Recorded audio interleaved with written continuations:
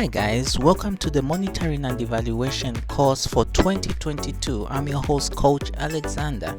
This is going to be a long video and I urge you to watch this from start to finish because there's something very important we're going to be learning today. So for those of you who don't know me, I've been doing this for 10 years now, and if you haven't done so, please do well to subscribe to this channel so that you get all the latest updates. So now today's topic is something I've been thinking about a lot. It's the issue of undertaking data quality audits in your organization. Okay, this is a very important aspect of M&E wherever you go, and it's very crucial that every expert, specialist, coordinator, manager should know how to do a data quality audit. So this is what we're going to be doing today. It's going to be a long video. So now, before I go any further, there are some announcements I want to make. And I'm sure most of you know about the coaching program, and for those of you who are part of the coaching program, I'm pleased to announce that we are going through a very important curriculum review process for monitoring and evaluation. So there's going to be a very good curriculum, and this curriculum is going to take 3 months. We've constituted a very small team of experts who's going to review this curriculum. So the reason why we are doing this is because we want to standardize the M&E award that we give to our different students around the world. So this is something that I thought I would share. Then another aspect is, you probably don't know this, but I think it should be in a few weeks or maybe a few months time, we'll be launching a website called the Monitoring and Evaluation Academy of Excellence. Okay, I forgot to put of excellence there. So this is going to be the primary channel where all our learners will receive their formal certification. So I'm so excited about this. When we launch this website, I urge all of you to visit it because it is going to be professionally designed. So now, please enroll for the 6 months coaching program. If you're still interested in this program, please write to me at coachalexander23@yahoo.com. So as usual, this video is going to be a long one because I want to ensure that all of you get the full training and understanding of what data quality audits are. So please make good use of the timestamps in case you don't want to watch everything, but there are certain segments of this video that you want to watch. Use the timestamps in the description below. Okay, so this is the presentation outline. We're first going to discuss what data is. Okay, we'll also delve deeper into understanding the dimensions of data quality. What is data quality audit? Why is it important, and what are the steps in conducting a data quality audit? So this is the presentation outline. So as usual, use the timestamps if at all you want to straight away jump into a certain section of this presentation. Okay, so now the question I have for you is, what is data? So usually this question, when it is posed, we tend to look for an academic answer, but it's a very simple, I can say it's easy to give a response, especially if it's something at the back of your head, it's something that you've experienced. It's very easy to give a response because data is really, the numerical parts of what we do. It's what comes before the information. It's the raw information. And I'll give you examples, okay, but of course there's a definition there, and let me read it. Individual facts, statistics, or pieces of information, frequently numerical, are referred to as data. In a more technical sense, data are a collection of qualitative and quantitative variables. Okay, so that is the academic definition, but I just wanted to give you something at the back of my head. So now, there are different examples of data, so many different examples. If you look at, for example, weight in itself gives you statistics of how much you weigh or how much an object weighs. So it could be an object that you are looking at right now. It could weigh 5 kg or 10 kg. So those numerals, those figures, those numbers in itself don't tell you anything. Okay? For example, how much do you weigh as an individual? If I asked you that question, how much do you weigh as an individual? You might tell me that you weigh 50 kg. But that in itself doesn't tell me anything. So what? So what if you weigh 50 kg? So what it means at that point is that data is in its raw form. You can't draw conclusions from it because it doesn't tell you anything. It just gives you a figure. And it also goes the same with other kinds of data. For example, prices. If the price of a vehicle is $5,000, it doesn't tell you anything. It just gives you the price. You don't know whether that's expensive. You don't know whether that's cheap. It's in its very raw form. So you can't really draw conclusions based on that data. But when you're able to analyze that data which has been given to you, if you're able to dive deeper and find out whether this figure is actually expensive or not, that is what becomes information, because you've analyzed it. It's giving you a story and it's going to help you draw the necessary conclusions. So now, which brings me to the aspect which, because okay, I have done a lot of I've been involved in a lot of agriculture projects, so I thought of giving this example of the difference between data and information when it comes to a farmer. So a farmer, of course, we know a farmer can grow crops, can also keep cattle or livestock and what have you. But let's look at the crops. The data for crops is really the yield, okay? If, for example, the farmer is going to harvest, let's say, corn, or is going to harvest cotton, he's going to be able to quantify those margins using kgs or using tons, okay? So that in itself doesn't say anything, okay, because that is just giving the weight of the crops. But you can't really be able to tell whether he has performed well or not unless you analyze that data.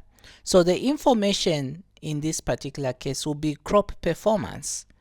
So what you do is, based on what you've harvested, you're going to compare it with what others have harvested, or what the national statistics are saying. What is the average crop yield? So if you discover that the average crop yield nationally is at a certain level, let's say the national crop yield per hectare is 5,000 tons or 5 tons per hectare, that just as an example, and then your crop yield is 2 tons per hectare. So what that tells you is you are not performing well. So essentially, you've not performed well, and because of that, that in itself is information to you which you can use and make decisions out of. So I guess now you understand the difference between data and information. So now, what are the dimensions of data quality? So I like to always ask my students what they understand by the word quality. So quality is highly subjective, but once it's standardized, it can actually be quite objective. So the quality in itself, for example, how do you know whether a certain vehicle is of high quality? One person might say, okay, this is a good quality vehicle. Another person might think otherwise. But the only way you can be sure that this is a high quality vehicle is if it is meeting the standards. So now in this case, the data, for it to be graded as high quality data, it has to meet a certain standard, and these are the standards you see right in front of you, which are called dimensions. So data needs to be, for instance, the first dimension is accuracy. Now I'll tell you later on during the presentation, I'll let you know why I have brought these things about. But in terms of accuracy, how well does a piece of information reflect reality? Okay, how precise is this data? So that's a question which the accuracy dimension tries to answer. I'll give you an example. If you are saying that 60% of the population live in poverty, the question is that statistic a precise measure of what is actually on the ground? So that is something that we check when we do the data quality audits.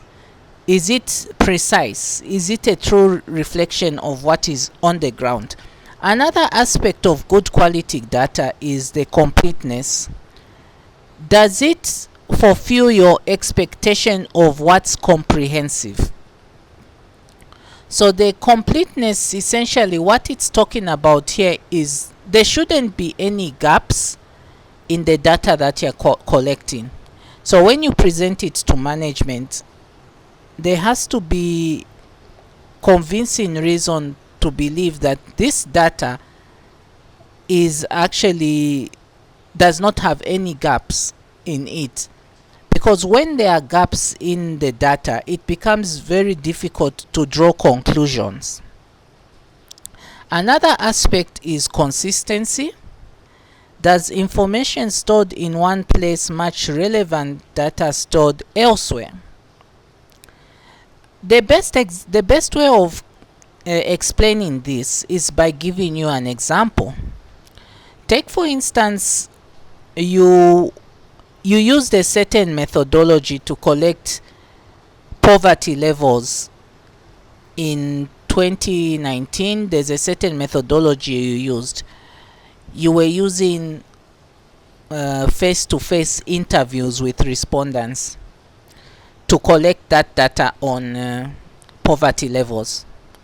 So now for it to be consistent, you need to use the same methodology that you used in 2019.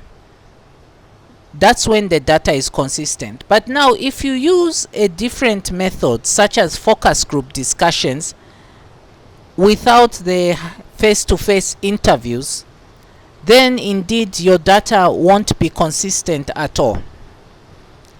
Another aspect is the timeliness of your data. Is the information available when you need it? This is very important, and I've seen a lot of M&D systems fail because of this same dimension. If I go to one of my staff members who I'm supervising and ask them to provide data, how long will it take for them to give me that data? If it takes a lot of time to present data that I need, that is an indication that the data is not timely. Okay, so I hope you understand so far the dimensions that I'm explaining. Then the validity is information in a specific format. Does it follow business rules, or is it in an unusable format? So the issue of validity really comes down to how this information is gathered, okay? How is it stored? How is it presented? If there are any gaps in the formatting of this data, then it presents validity issues. Another dimension is uniqueness. Is this the only instance in which this information appears in the database? Okay, so the data that you collect should not be data that is, it's easy to see that you have duplicated the data. But what we need to be checking often is that this data is actually, for lack of a better term, organic. You've actually gotten it straight from the source, and then it won't also bring any queries in future. Okay, so now we go to the question of what is a data quality audit. I am pretty sure most of you who are working in different organizations around the world, you may be fully aware that on an annual basis, your institution will constitute a team of consultants to do a financial audit of your institution. And this has become common because it borders on accountability, and also it borders on how the funds have been used. And sometimes you'll be actually surprised that this activity is taken so seriously that if there's any detection of not conducting it, it may be seen as a non-compliance issue. So now, with a data quality audit, we are not looking at the financial aspects of things, but in this particular case, we are paying attention to the data that is being collected, analyzed, and reported on. What we are doing in this case is verifying the quality of the reported data. So the quality of the reported data is crucial because when this information is presented to management, they are going to use this information to make informed decisions. Now, if it is discovered that this data is not of high quality, then the management decisions that are being made are not also good high quality decisions, because they are basing it on poor quality data. So that's one aspect. But the second aspect is you want to assess the ability of data management systems to collect and report quality data. Alright, so those are the two main issues why we do the data quality audit. So now, its importance, in my years of work, I've realized that there could be over 20 reasons why this is important. But of course, we need to limit it just to probably 5 major reasons, which I really want you guys to remember every time you are doing this activity. A DQA is important because it builds confidence among stakeholders. I can give you a very good example of how the donor community works these days, even in the past. But you discover that as we go on year by year, the rules of the usage of funds and implementation of activities are getting tighter by the day. And this is because most of these donors, they are also accountable to their citizens, who are the taxpayers of the funds that many of these organizations are using worldwide. So there's a high demand for results, and also there's a high demand for transparency. So if you do a DQA, especially if you're using somebody external to do it, it builds a lot of confidence, because the donors will realize that actually the money is being used accordingly. But there's also another angle to all of this, is if you are giving reports to the donors, they also want to be sure that you're not cooking figures or just generating success stories which are not actually accurate. This can happen a lot because of the pressure to report on good results. Okay, but I believe that we should be honest in all our dealings, because then we can correct the problem before it grows further. The second reason is it ensures that the data is free from errors. The error component is very common, and unfortunately the errors that are made by whoever in the organization, it's here to stay.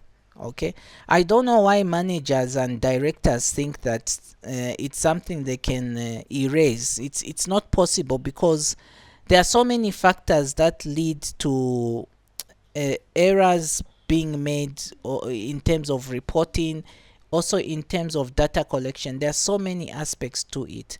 So now when you do the data quality audit, you are able to ensure that these errors are actually reduced, and then it's also helpful to the people you are reporting to. They would want to know whether to what extent these errors are being made. It promotes good decision making and corrective action by management. I talked about this before. When you have the data cross-checked, the management on top will be able to make accurate decisions based on high quality data. But if the data is of poor quality, even their decisions will not be up to standard. Another issue, it promotes effectiveness, efficiency in the implementation of activities. Now, let me talk about efficiency. One of the things that make it really hard to sustain data collection is because of errors. Okay, I talked about errors before, but I want to also talk about it in a different dimension. Imagine you collect poor quality data, or you collect data that is not what you wanted. Okay, your field staff present that data to you, and you tell your field staff, this is not the data I actually asked for. What is the next step you are going to do? You are going to be forced to send those field staff back into the field to collect the data that you really wanted. So now what that means is that you're going to spend double trying to collect data when you should have just spent less. So when efficiency improves, because you've done the data quality audit, efficiency will improve in the sense that you won't have to keep on sending people to correct a mistake.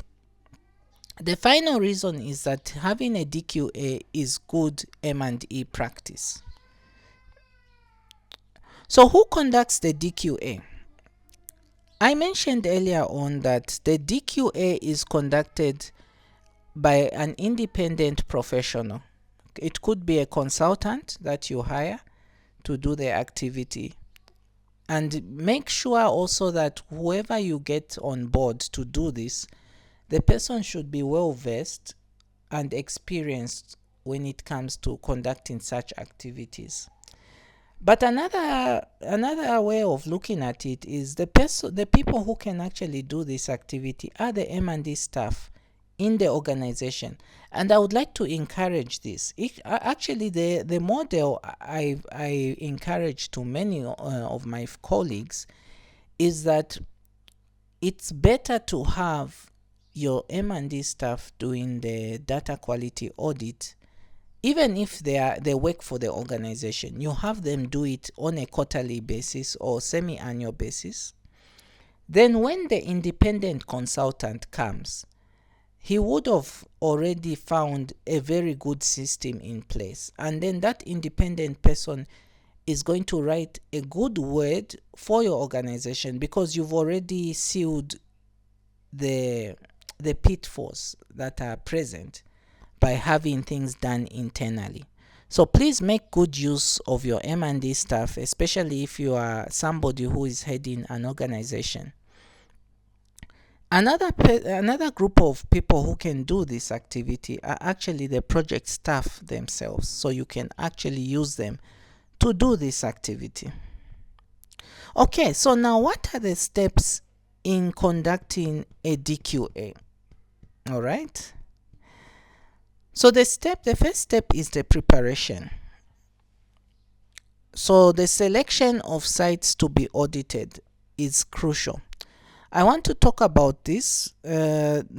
Sometimes when you're doing the preparation, you may want to consider how much resources you have. Now, resources come in different forms and types. The one we are most familiar with is the monetary part of all of this. But then there's also the issue of time. Time is a important resource. Another important resource is the human resource. Do you have the people available to actually conduct this activity? So now when selecting the sites, be mindful of those components, because you don't want to select a site that is probably too far away, and in the end you may not be able to afford it. But you want to have sites also that will give a good representation of the data that you are assessing. The next step is after you've selected the sites. Now, I also want to mention that different projects around the world have their own designs when it comes the design of the project.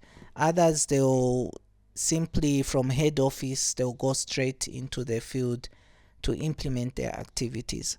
But others may have different service centers or points where they actually channel such support.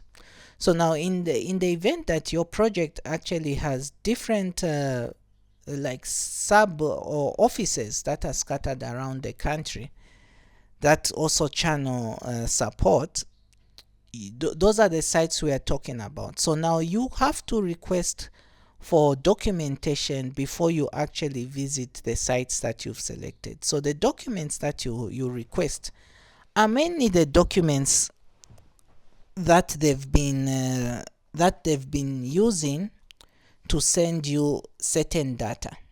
So you probably ask for the templates that they use for data collection. You probably ask for the staff responsible for collecting certain data.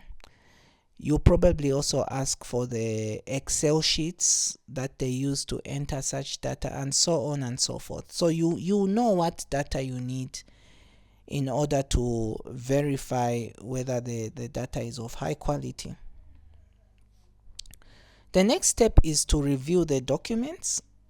Okay, you need to spend some time in the office reviewing all these documents, and this will give you some kind of a baseline so that you're able to prepare yourself of some of the questions that you ask when you actually do the site visit. Okay,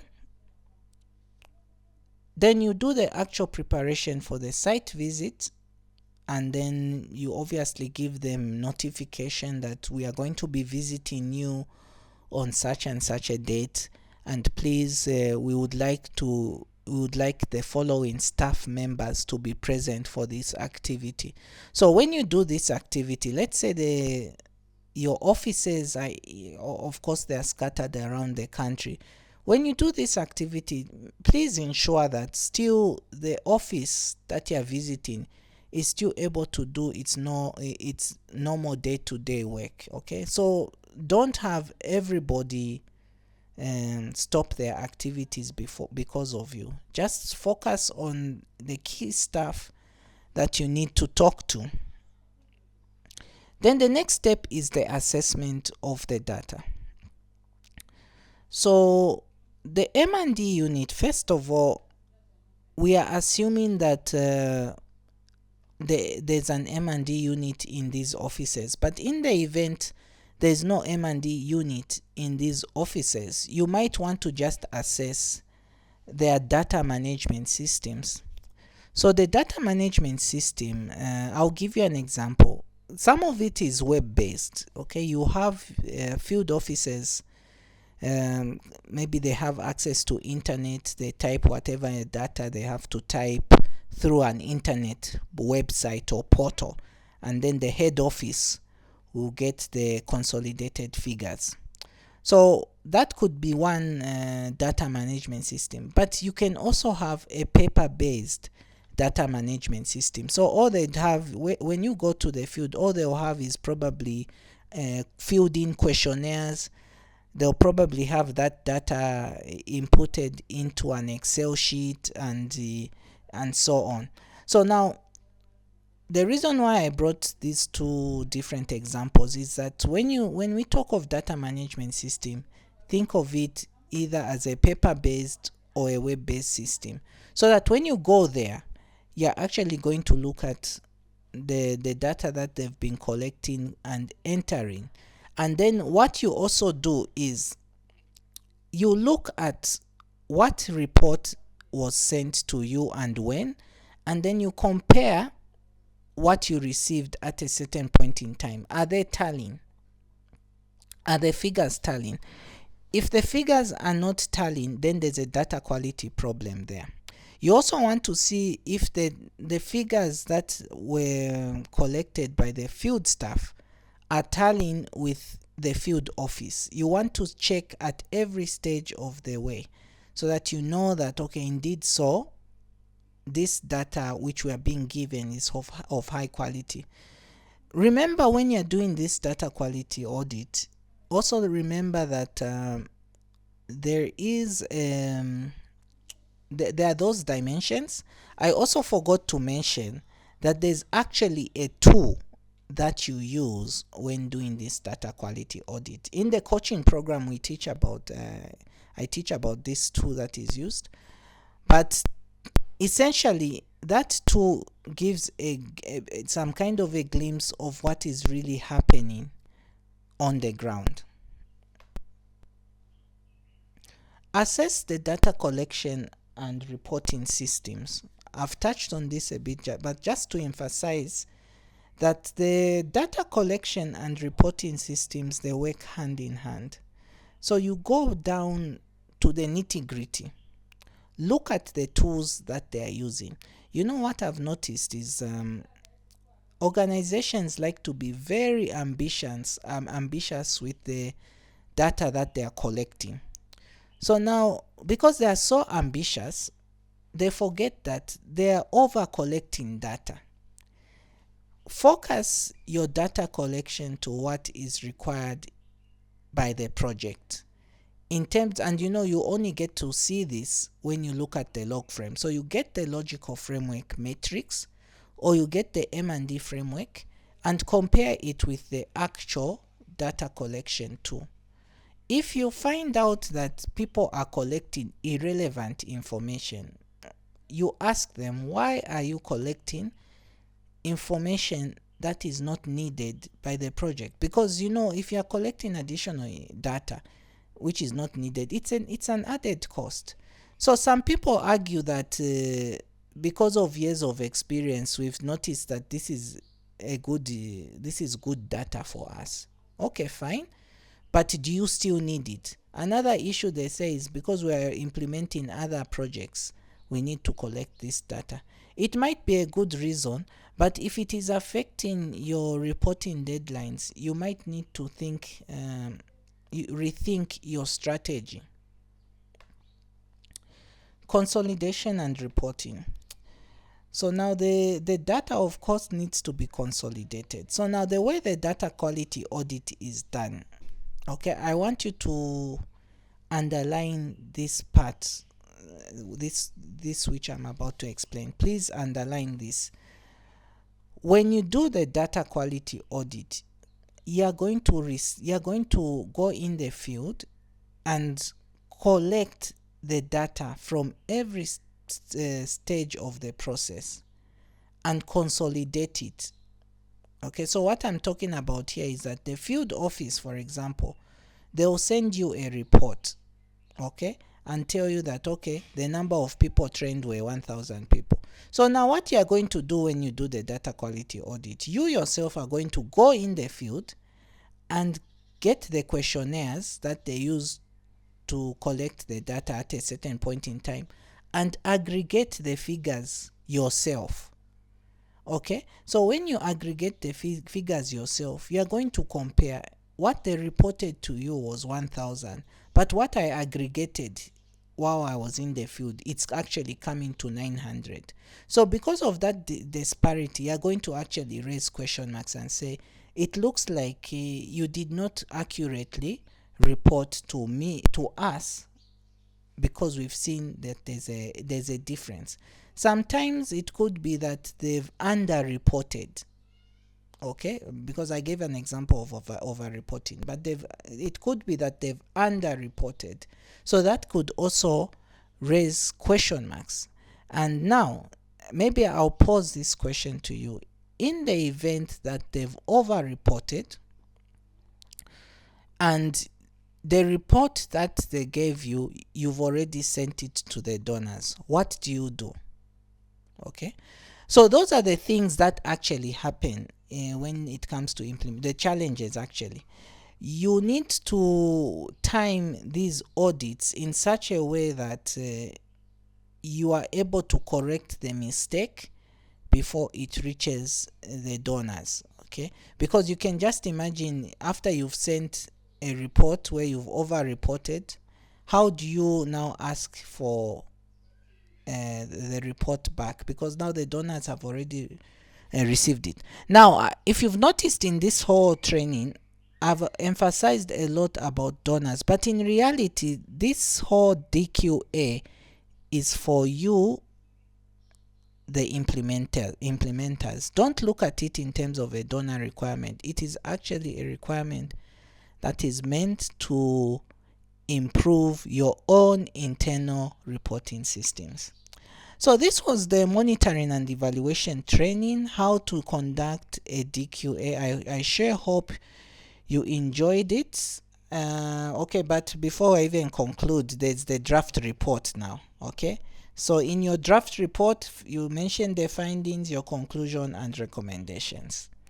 So now if you have any questions, please don't hesitate to write to me. I've really enjoyed my interaction with you, and I look forward to many more videos. And also just to mention that in the past we would only do this monitoring and evaluation training twice a year, but now moving forward we'll be doing this kind of long training at least once a month. So I sure hope you enjoyed this, and looking forward